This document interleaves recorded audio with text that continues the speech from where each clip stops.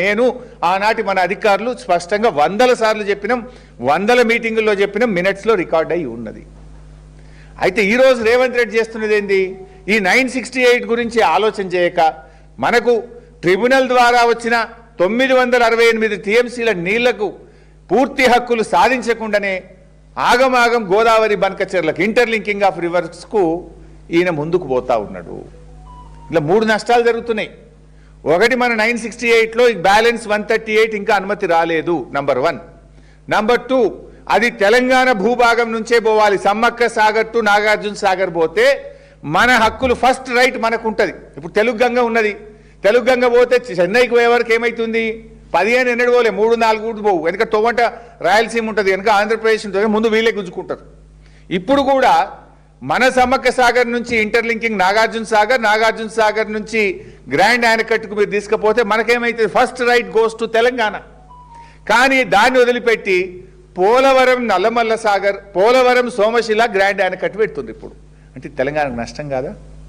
నీకు కనీసం సోయి ఉందా? నువ్వు ఏం ఒప్పుకుంటున్నావు? అసలు ఏం మాట్లాడుతున్నావు నువ్వు? అంటే నువ్వు అవగాహన రైత్యంతో ఆగం చేస్తున్నావు రాష్ట్రాన్ని. మన 968 ఫస్ట్ మనది పక్కకు పెట్టాలి కదా. ఇప్పుడు ఆంధ్రప్రదేశ్కి 512, మనకు 968. ఆంధ్రప్రదేశ్ 512 వాడేసుకున్నది ఆల్రెడీ. ఇప్పుడు కొత్తగా పెట్టే ఇంటర్లింకింగ్ పేరిట వాళ్ళు 512 వాళ్ళు ఎన్ష్యూర్ చేసుకొని పైన మరో 200 టీఎంసీలు గోదావరి నల్లమల సాగరు, గోదావరి కావేరీ పేరిట వాళ్ళు తీసుకుపోతున్నారు. మరి తెలంగాణ ముఖ్యమంత్రి నీకేం సోయి ఉండాలి?